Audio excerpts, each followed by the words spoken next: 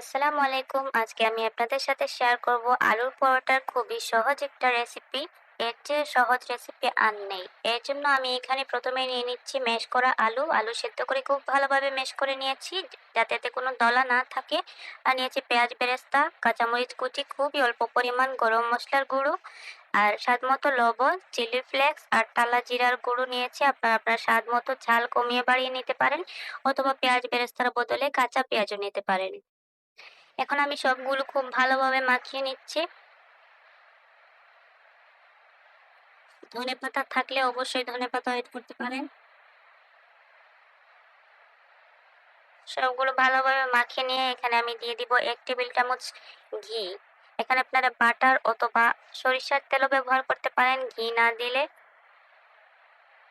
তারপরে আমি ১ কাপ পরিমাণ ময়দা খুবই অল্প অল্প করে এড করে একটা নরম ডো তৈরি করে নিব।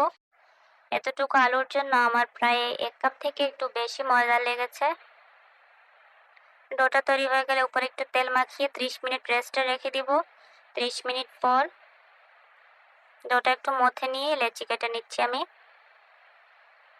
ডোটা মথে নেওয়া হয়ে গেছে, এখন লেচি কেটে নিচ্ছি।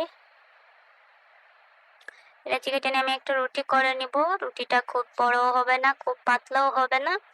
উম, খুব পাতলা থেকে একটু মোটা হবে, যেহেতু এটা আলুর পরোটা খুব বেশি পাতলা হলে এটা খেতে ভালো লাগবে না।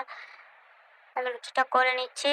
রুটির মানে এই পরোটাটা আরেকটা উপায়ে করা যায়, যেটা আলুর পুরটা ভিতরে দিয়ে করা যায়, তবে এটা খুবই সহজ। আলুর পুরটা ভিতরে দিতে গেলে অনেকের ঝামেলা মনে হয়, তাই এভাবে করে নিতে পারেন। এখন আমি সেঁকে নিচ্ছি। এক পাশ হালকা হয়ে আসলে আমি উল্টে দিব। খেয়াল রাখতে হবে চুলার আঁচ যেন খুব বেশি না হয়, তাহলে এটার পরোটাটা পুড়ে যাবে, স্বাদটা ভালো আসবে না, দেখতেও ভালো হবে না। তারপর এখানে আমি হাফ টেবিল চামচ ঘি দিয়ে দিচ্ছি। এখানে আপনারা ঘিয়ের পরিবর্তে বাটার অথবা রান্নার তেল ব্যবহার করতে পারেন, অথবা আপনাদের ইচ্ছা যে কোনো কিছু না দিয়েও ভেজে নিতে পারেন এভাবে। ঘি দিলে বাটার দিলে স্বাদটা ভালো হয়। অপর পাশেও আমি হাফ টেবিল চামচ ঘি দিয়ে দিচ্ছি।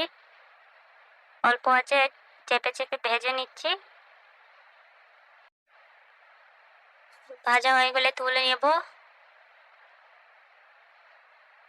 একইভাবে সবগুলা ভেজে নিচ্ছি আমি। এক পাশ হালকা হয়ে আসলে উল্টে দিব। তারপরে হাফ টেবিল চামচ ঘি, আবারও উল্টে দিয়ে আবারও হাফ টেবিল চামচ ঘি দিয়ে দিচ্ছি। এভাবে দিয়ে আর অল্প আঁচে চেপে চেপে ভেজে নিব।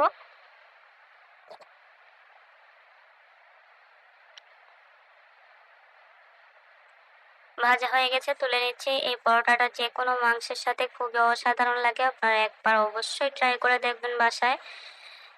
চায়ের সাথে তো ভালো লাগেই, তবে যে কোনো মাংস থাকলে স্বাদ দ্বিগুণ হয়ে যায়। রেসিপিটি দেখার জন্য ধন্যবাদ সবাইকে। ভালো থাকবেন।